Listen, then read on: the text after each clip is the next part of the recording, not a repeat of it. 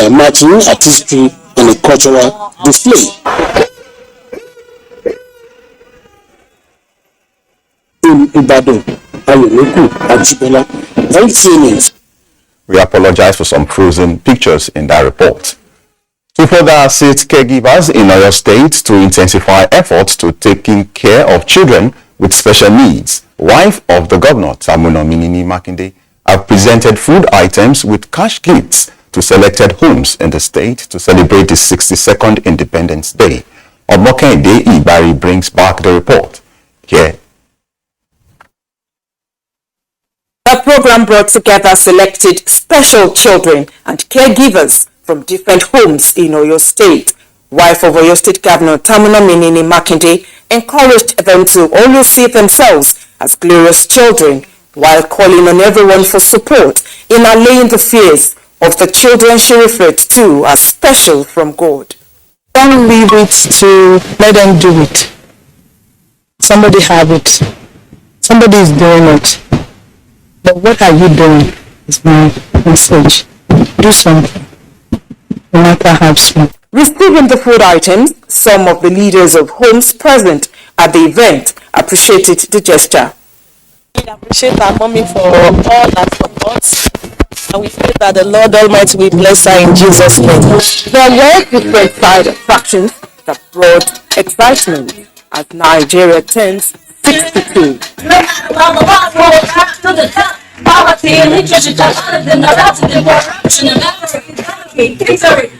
This was the third of its kind by the present administration in Oyo State. As the nation continues to work towards food sufficiency, affordability, and economic sustainability, experts have identified effective climate prediction and improved seed variety as the way to go in ensuring rapid action in agricultural development. Kayode Oladushu tells us more. Nigeria, a populous country, consists of people with different beliefs, traditions, and religions. It is home to over 250 ethnic groups with over 500 languages, and the variety of customs and traditions among them gives the country great cultural diversity. However, being characterized by differences does not pose a disadvantage to the socio-economic development of the country. Instead, it presents opportunity for Nigerians to maximize the diversity as a gift for the nation. Whether you're a Christian or a Muslim or a non-believer, that we are one people and that we should be accommodating and we should show love to one another. How to live with the people is peace. When you have a peace, you will live with anybody quite correct, and we live in Ibadan peace. The 1999 Constitution, as amended, provides in its Article 2, subsection 1, that Nigeria is one indivisible and indissoluble sovereign state to be known by the name of the Federal Republic of Nigeria. This connotes that the unity of Nigeria is in a diversity through the promotion of national integration among ethnic, religion, and social status is indisputable. The diversity that incorporates equity, justice, equality, respect, will lead to greatness. And I think that is what Nigeria must look for. We should try as much as possible to look ways of strengthening the rope that join us together, the connecting rod that connects the south, the north, the east, the west together should be handled gently. 62 years on as a sovereign state with a long history of integration among the various ethnic and socio-cultural groups, she will remain a source of unity in diversity for Nigerians as the long-term project of nation building continues. In Ibadan, Kayode Oladushu, NTA News. In the studio with me is a professor of public administration, political institutions, policy and strategic studies, Professor Adekunle Yaboyaji. You are welcome to Panorama Videos. Thank you so very much. Good afternoon, Nigeria. Now, talking about unity in diversity, what really does it depict in Nigeria? Thank you so very much. For Nigeria, unity in diversity can be looked at or examined from different perspectives. Unity in diversity in the sense of the numerous tribal groups that we have in Nigeria, the gender that we have in Nigeria, and Nigeria is made up of females, Nigeria is made up of males, Nigeria is made up of adults, youth, children, youth, and so on and so forth, and divided into numerous. At the point, more than 250 tribal groups. All these different sectors of the society coming out to pursue a common goal. Beautiful. Then, how has the unity helped develop Nigeria as a nation? To a large extent, we have not gotten to a stage or a state where the average Nigerian will see himself first and foremost as a Nigerian before seeing himself as an Oyo man, Ibadan man, or Yoruba man, Hausa man, Fulani, Igbo, Efik, Ibibio, and so on and so forth. But to a large extent, the beauty in it is a potential for Nigeria's greatness if we can understand our differences and learn to live.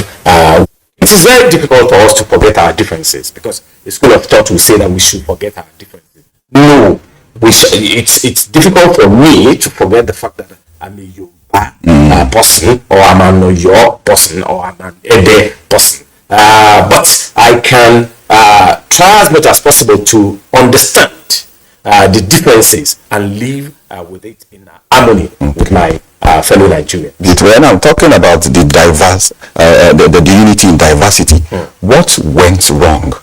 How did we get here with the issue of insecurity and other challenges bedeviling Nigeria at the moment? To the double-barreled question, how did we get here in terms of unity and diversity? I think it's first and foremost, there is a common, even it was a mistake then, now the reality is on ground that we are together. And I think it is convenient for God, the creator of all things, to make everyone in Nigeria to speak one language.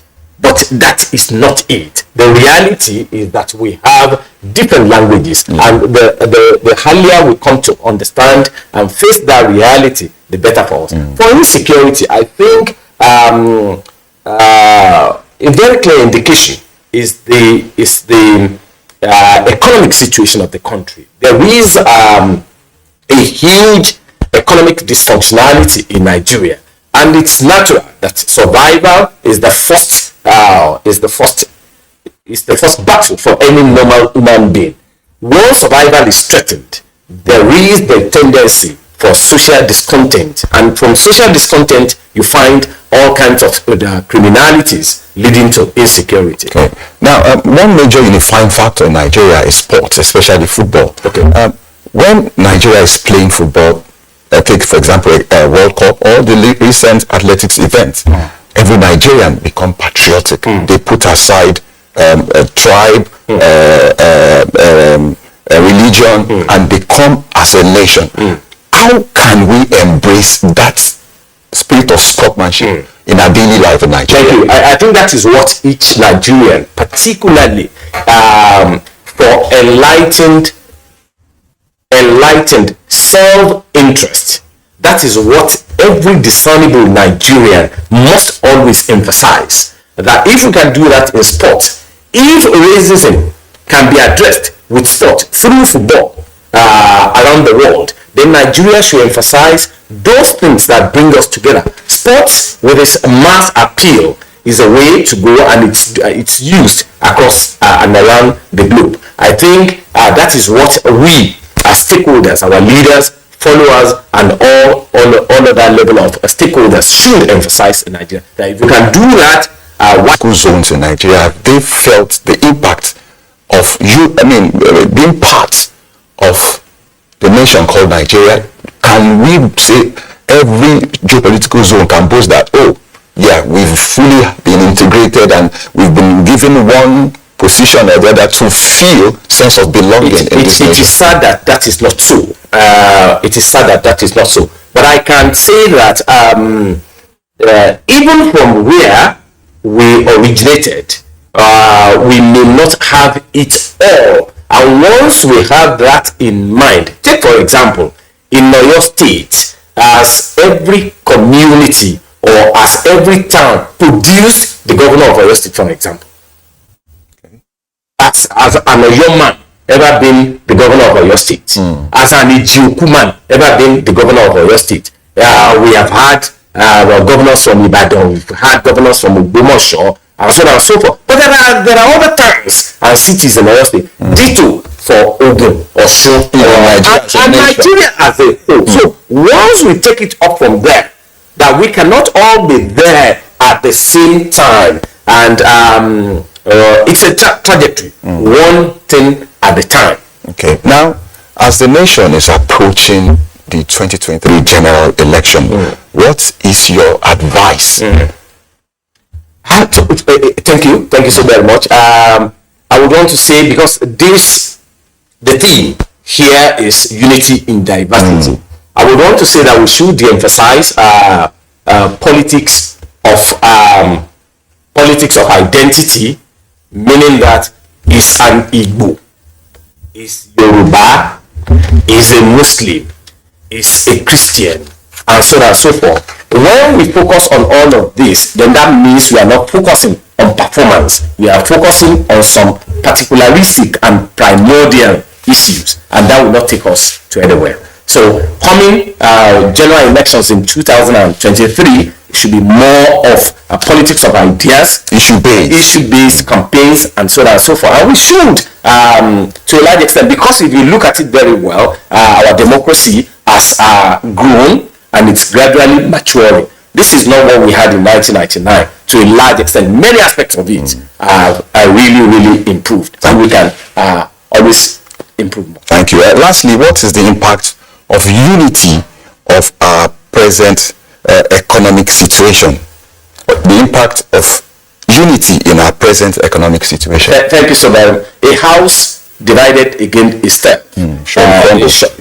So to a large extent, except once again we can understand our differences and work together as a unit with a critical mass working for the development of the Nigerian economy. Thank you very much. I've been speaking with Professor of Public Administration and Political Institution, Policy and Strategic Studies, Professor Dikola Yaju. Thank you for coming on Panorama. Thank you so very much for having me. We now pause for some messages. Panorama continues shortly. Stay with us. The vaccine offers hope for a safe country free of coronavirus. I urge all state governments, traditional and religious leaders to take the lead in the mobilization effort within their environment and spheres of influence. I similarly urge all eligible Nigerians to present themselves and be vaccinated in accordance with the order of priority already mapped out at the various authorized designated centers only.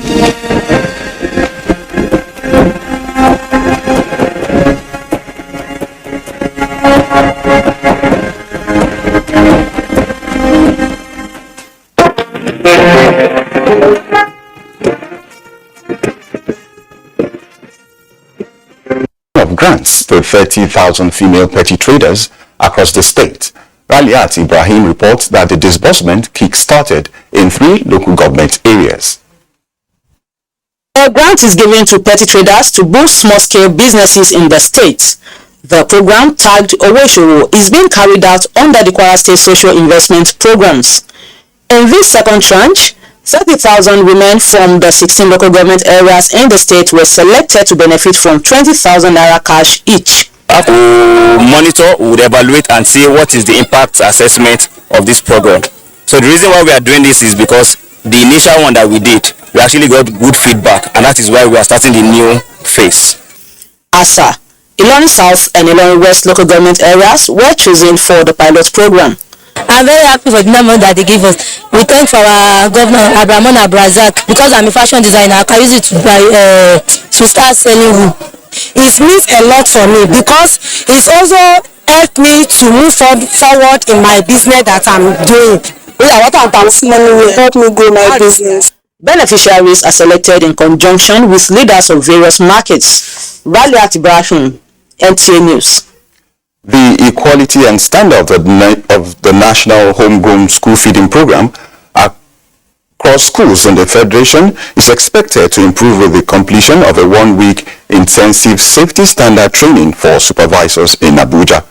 At the closing ceremony of the training facilitated by the National Institute of Tourism Professionals of Nigeria, participants drawn from the 36 states and FCT were drilled on extensive food safety measures and healthy environment for the homegrown school feeding program in Nigeria. Well, the program is a national one. I can see we draw trainers and trainees from over the country to ensure that we have each state got enough people to train the cooks. Secondly, to ensure that the quality of food delivery is actually up to scratch, and to ensure that the standard is uncompromised. The cooks must know what they are cooking, must know that they are appropriate for the children, and that they should do it in an appropriate environment. Supervisors said they have been fully equipped to carry out daily inspection for a healthy and clean environment where foods are prepared. This is for the first time for me that things are going to work out. We are beginning to have a plan that will work out to roll poverty out of the country, Nigeria. For me to continue to do the good work where I did, the way she say the President Muhammad Buhari, truly he won't help the poor masses. Trained supervisors are to step down the knowledge acquired in their respective community. The Nigerian Academy of Medicine has restated its commitment of promotion of policies for good health in Nigeria. This was re-emphasized at the Academy's 2022 annual lecture in Abuja. Salwa Khalil Ibrahim reports. Beyond formulating policies that take a look back of health, funding is a major catalyst in realization of any policy. This, among other issues, formed the thrust of the annual meeting of the Nigerian Academy of Medicine. Improving the funding and the services, because you cannot improve the services without adequate funding. If you have to clean up a primary health care center, you need money. The personnel are there. The level of attention to details are on there. So that they need the leadership to ensure that things are done, that Nigeria is peaceful. Significant strides have been made in the development of the health sector. However, government is committed to doing more and supporting the academy for the overall development of the health sector. The federal government has continued to invest in the health sector by recently embarking on massive infrastructure development and supporting clinical services, and desirous of collaborating with the Nigerian Academy of Medicine to strengthen the sector for the progress of the nation. The theme 2023 and beyond, setting the agenda.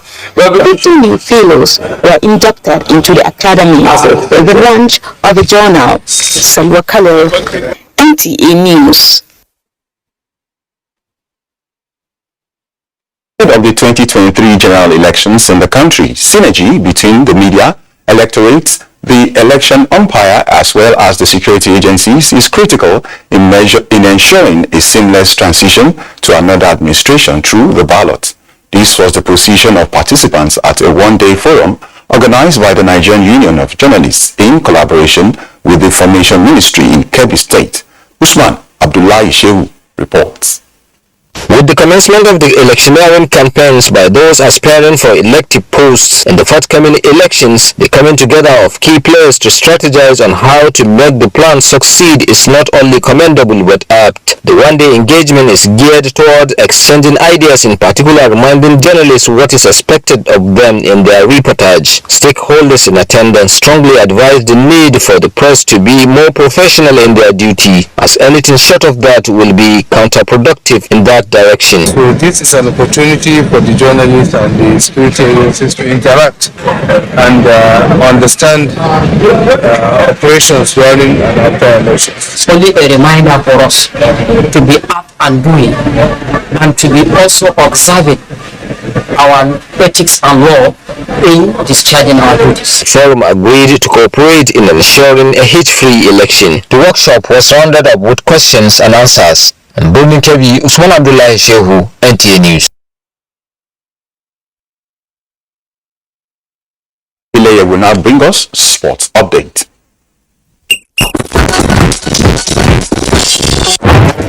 World Cup bound Nigeria's under-17 girls lashed leading Turkish women's club Galatasaray women 3-1 in a friendly match played on Saturday. Okoyemi Ajakaye scored Nigeria's first in the 26th minute of their counter, which was Flamingo's first serious knockabout since arriving in Turkey on Tuesday for a 10-day training camp ahead of this year's FIFA Under-17 Women's World Cup in India.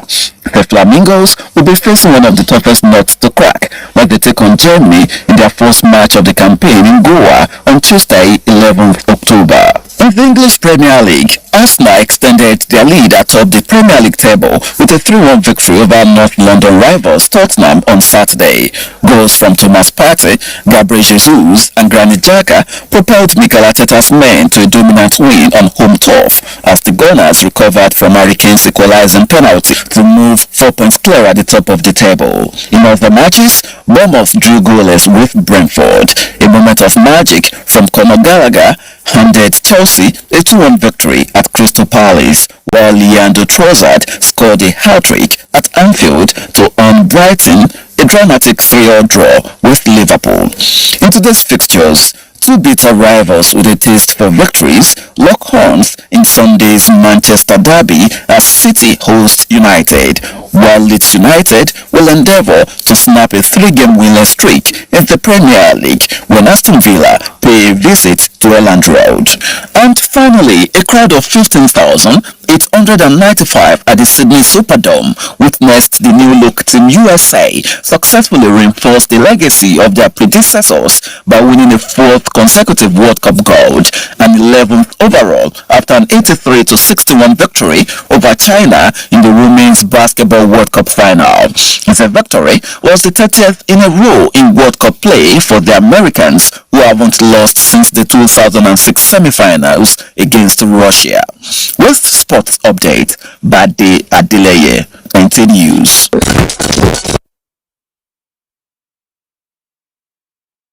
That is Panorama from Ibadan Network Center. Remember to connect with NTA. Be a star. Stand against rape and rapists. I'm Larry Du. Good afternoon.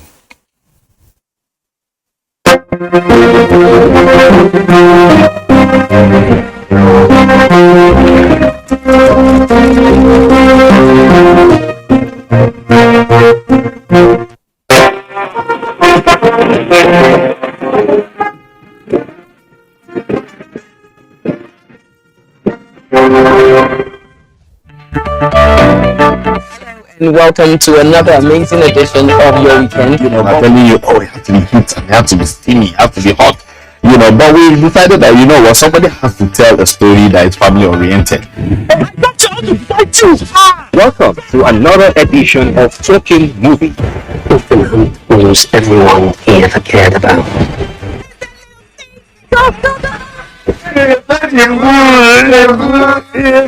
See, when you say plural, you can't call water. You don't excavate water. This is a #1 program, Valerie.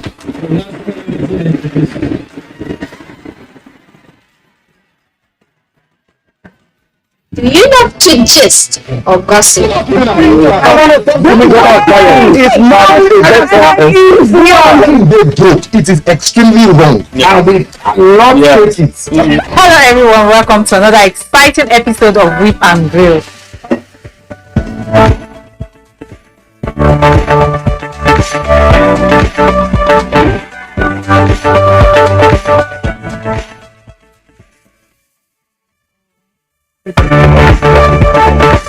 Welcome to the slant today, where we say it as it is and we get to enjoy ourselves talking about various things that are happening in our society. Beyond 6 packs. So your job still remains as the man. Protect the woman, to project the woman. You need to do that.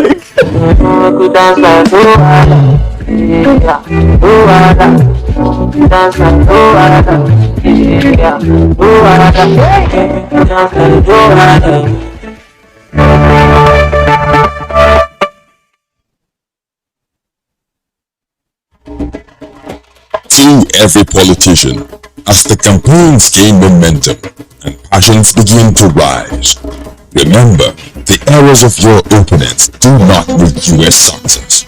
Do not run down your opponent and inflame passions to violence between and among your supporters. What counts is what you plan to do for the electorate and how you intend to relieve the sufferings and bring succor. Nigeria is in dire need of patriotic leaders at all levels, leaders who will make national development their priority. Concentrate on telling the electorate what you intend to do when you get into office. Focus on making your vision clear to the electorate. Don't engage in verbal abuses, fake news or speeches. Keep dealing with issues that will bring progress. You win the hearts and minds of the people by being above board, by being civil, patriotic, and showing empathy.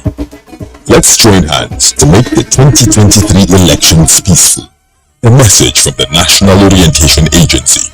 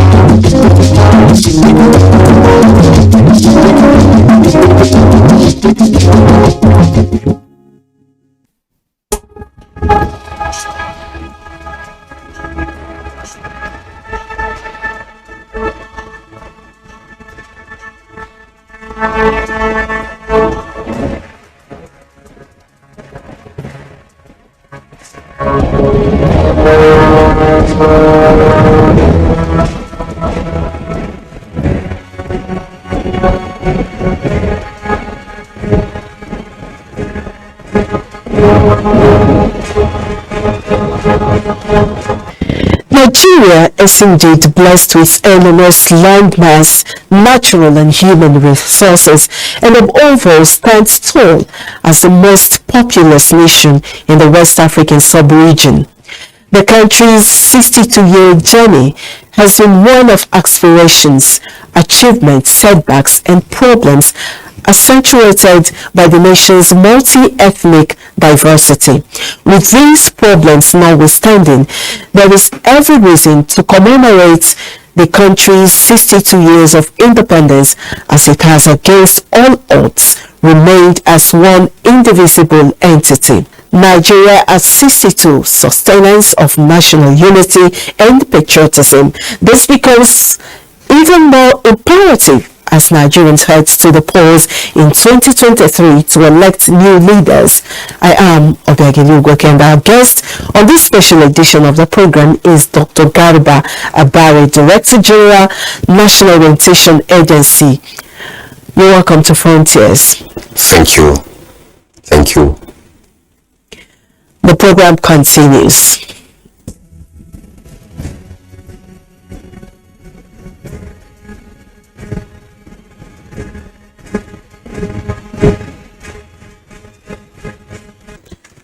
Once again, we welcome to Frontiers. Now, taking a critical look at Nigeria's economy, the present economic situation, and in line with the present administration's economic policies, how has the country fared in economic diversification? As a citizen engagement individual charged with the responsibility to propagate government policies, programs, and activities, I want to say that going by the general experiences around the world. And going by the kind of policies, programs that this government has put in place, we can say that we are not doing badly. However, there is a lot that still needs to be done. We are not there yet. The unemployment rate is still very high. Inflation is running at an astronomical pace. Nigeria is not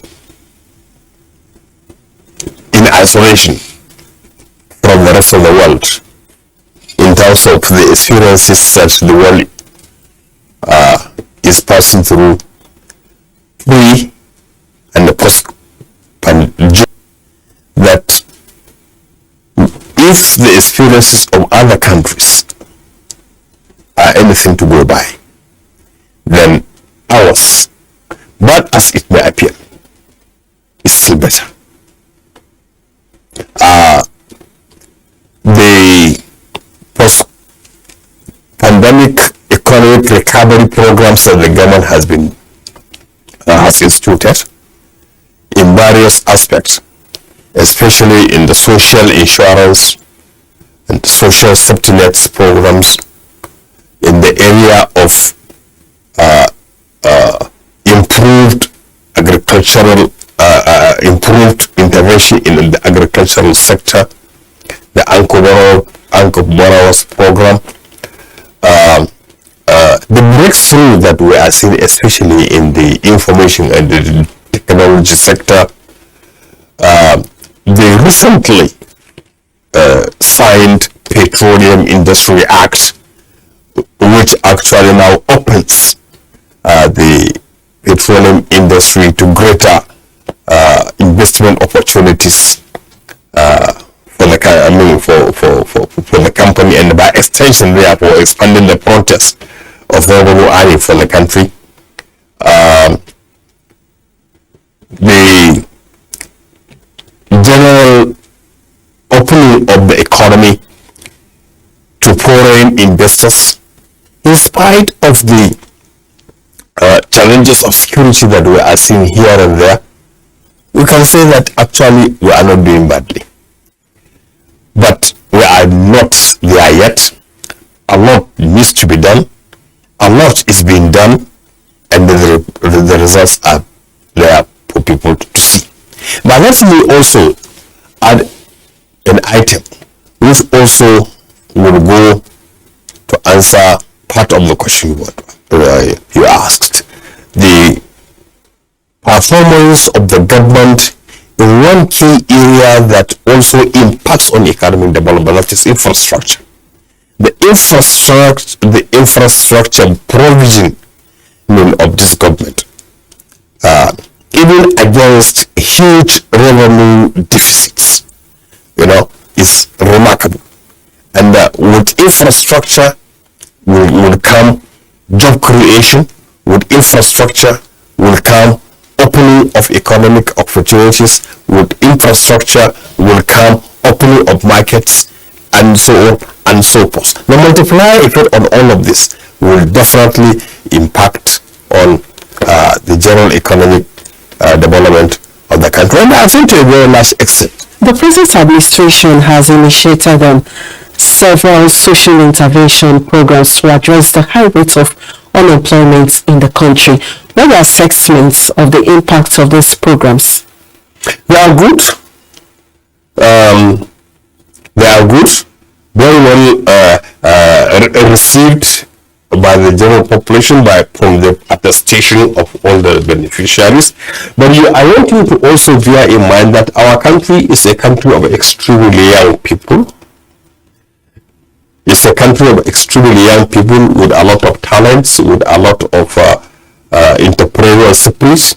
What government is trying to do, which is now actually gaining traction with the general population, is that white-collar jobs are no longer deferred. In fact, what we need actually opportunities, and this is what exactly government is doing, creating government acting as an enabler, creating the necessary conducive environment for private businesses to flourish, for small and medium enterprises to flourish, and of course for individuals, for groups to get themselves organized into cooperatives so that they can access small, medium, and large capital to create wealth, create job opportunities, reduce poverty, and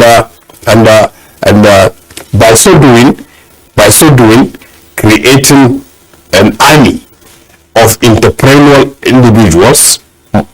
And you can see how much of our young men and the women are really receiving,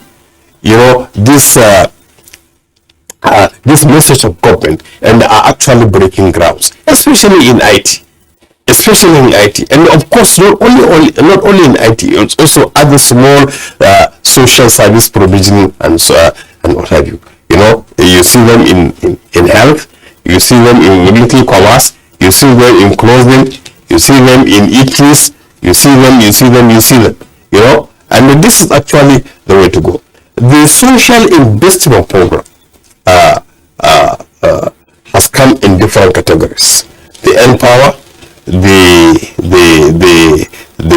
market money, the farmer money, the trader money, what I call the market money, the trader money, and of course the youth empowerment program. That is the YES program.